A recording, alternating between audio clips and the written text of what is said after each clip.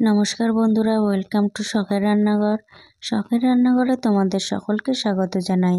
আজকে আমার রেসিপি নিরামিষ ফুলকপির রোস্ট। আর এই ফুলকপির রোস্ট কিন্তু যে কোনো লুচি, পরোটা, ভাতের সঙ্গে দারুণ লাগে খেতে। আর আমি এই ফুলকপির রোস্টটা কিভাবে বানালাম চলো দেখে আসি।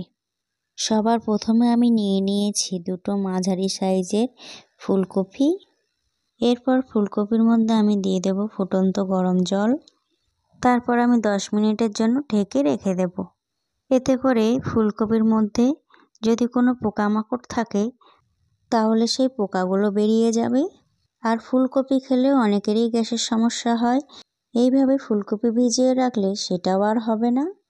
তো এরপর আমি একটা বড় সাইজের আলু নিয়ে নিয়েছি, আর নিয়ে নিয়েছি একটা টমেটো, আর লাগবে 1 ইঞ্চি আদা, 5টা কাঁচা লঙ্কা। আর 10-15 মিনিট আগে থেকেই আমি ভিজিয়ে রেখেছিলাম কাজু বাদাম, চালমগজ আর পোস্ত। কাজু বাদাম, পোস্ত আর চালমগজটা ভিজিয়ে রাখলে কিন্তু খুব সুন্দর পেস্ট হয়। এরপর আমি আদা আর কাঁচা লঙ্কাটা পেস্ট করে নিয়েছি। এরপর ওই মিক্সির বাটিতেই আমি কাজু বাদাম, পোস্ত, চালমগজ আর 2 চামচ টক দই দিয়ে দেব। এরপর এগুলো সব একসঙ্গে আমি পেস্ট করে নেব। এরপর একটা ফ্রাই প্যানে দিয়ে দেব সরষের তেল। এরপর ওই তেলটা যখন গরম হয়ে আসবে তখন আমি আলুগুলো ভেজে নেব। তো আলুগুলো যখন হালকা ব্রাউন কালার চলে আসবে তারপরে আমি ফুলকপিগুলোও ভেজে নেব। আর এর মধ্যেই কিন্তু আমি নুন আর হলুদটাও দিয়ে দেব। দুঃখিত, নুন আর হলুদটা দেওয়ার ক্লিপটা আমি নিতে ভুলে গেছি। আলুগুলো কিন্তু লাল লাল করে ভাজা হয়ে গেছে। এরপর আমি আলুগুলো তুলে নেব। তো এরপর ফুলকপিগুলোও কিন্তু লাল লাল করে ভাজা হয়ে গেছে। এরপর আমি ফুলকপিগুলোও তুলে নেব। এরপর ওই তেলেই আমি দিয়ে দেব ফোড়ন। ফোড়নের জন্য আমি দিয়ে দিয়েছি একটি তেজপাতা আর গোটা গরম মশলা। ফোড়ন থেকে যখন একটা মিষ্টি গন্ধ ছাড়বে তখন আমি দিয়ে দেব আদা, কাঁচা লঙ্কা, টমেটো বাটা। তারপরে আমি 5 থেকে 6 মিনিট ভালো করে কষে নেব। মশলা থেকে যখন তেল ছাড়তে শুরু করবে তখন আমি দিয়ে দেব 1/2 চামচ কাশ্মীরি লঙ্কার গুঁড়ো, দিয়ে দেব 1/2 চামচ হলুদ গুঁড়ো, আর দিয়ে দেব স্বাদ মতো নুন। তারপরে আমি 3 মিনিট মতন আবারও কষে নেব।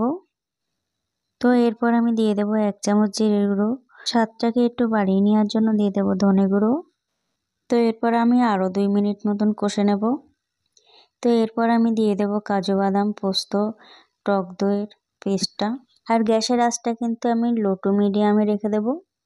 তারপরে আমি মশলাটা ভালো করে মিশিয়ে নেব। মশলাটা কিন্তু আমি ভালো করে মিশিয়ে নিয়েছি।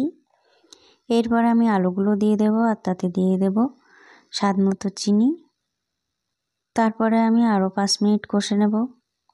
মশলা থেকে তেলটা ভালোভাবে ছেড়ে এসেছে। এরপর আমি দিয়ে দেব ফুলকপি। আর ফুলকপিটা নাড়তে নাড়তে যখন মশলাটা শুকিয়ে আসবে আমি তাতে দিয়ে দেব 1 মুঠো মটরশুঁটি। এটা অপশনাল, তোমরা দিতেও পারো নাও দিতে পারো। মটরশুঁটিটা দেওয়ার পর আমি আরও 1 মিনিট ভালো করে কষে নেব। তো সবজিগুলো কিন্তু আমি ভালো করে কষে নিয়েছি। এরপরে আমি দিয়ে দেব গরম জল। এখানে আমি 1 কাপ জল দিয়ে দিয়েছি। আর পুরো রান্নাটাই আমি কিন্তু লো টু মিডিয়াম আঁচে করেছি। আর কষাতে কষাতেই কিন্তু আমি সবজিটা সিদ্ধ করে ফেলেছি। যেহেতু এই রান্নার গ্রেভিটা একটু ঘন হয় তার জন্য আমি 1 কাপ জল দিয়ে দিয়েছি, বেশি জল দেব না। এরপর আমি 5 মিনিটের জন্য ঢেকে রাখবো। 5 মিনিট পরে ফিরে এলাম। এরপর আমি ঢাকাটা তুলে নেব। তো রান্নাটা কিন্তু হয়ে এসেছে। এরপর আমি দিয়ে দেব 1 চামচ গাওয়া ঘি, আর দিয়ে দেব 1/2 চামচ গরম মশলার গুঁড়ো। তো এই ফুলকপি রোস্ট তোমাদের কেমন লাগলো আমাকে অবশ্যই কমেন্ট করে জানাবে। আর রেসিপিটা ভালো লেগে থাকলে একটা লাইক করে দেবে আর তোমার প্রিয়জনকে শেয়ার করে দেবে। আর তুমি যদি এখনও আমার চ্যানেলটাকে সাবস্ক্রাইব না করে থাকো তাহলে অবশ্যই চ্যানেলটাকে সাবস্ক্রাইব করে পাশে থাকা বেল আইকনটিতে ক্লিক করে রাখবে।